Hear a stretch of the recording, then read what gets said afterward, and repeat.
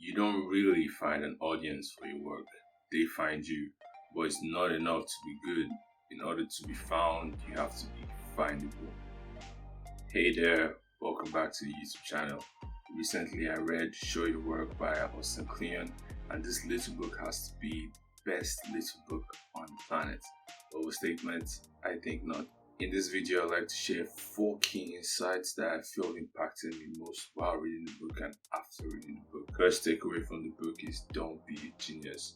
Kleon suggests that people, whenever they think about creatives or someone that produces something, they always imagine someone stuck in the cabin in the woods, toiling night after night, trying to create what will soon be the next masterpiece.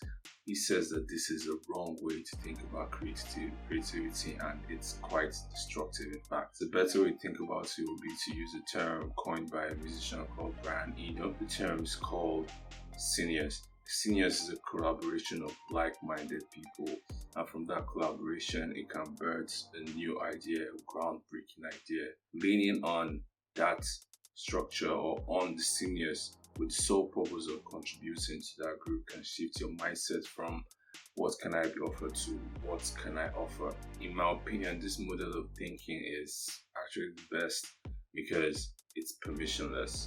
Just contributing to a syneos, being part of a group, you don't need any permission from anyone to be a member. All you have to do is join the syneos and contribute to its purpose and try and make it better. This leads me to my second point, which is be an amateur. Remember the joy you felt when you tried to learn a new skill. You've been stuck on the problem for days on end, and then one day it's eureka, you figured it out. That joy of learning, of being an amateur, is what we should strive to return to as artists. Not to be afraid of mistakes, but to embrace them. The best way to start sharing is to commit to a life of long-term learning and sharing every step of the learning phase or the learning process. Third insight is connected to the second insight, which is think process, not product. This is one that I've struggled with. I had always back on a project or a journey with thinking about the end in mind. Well, this is not necessarily a bad thing. Thinking about the end can orient your thought processes and can guide you in the right direction. But sometimes you might be so focused on the end that you forget to enjoy the process. This is something that I suffer from. But the problem is trying to reach the end so badly that you forget to enjoy the process of what you're doing. Embracing your process makes the end of the journey a lot more worth it, and sharing that process can lead to a greater bond between you and your audience.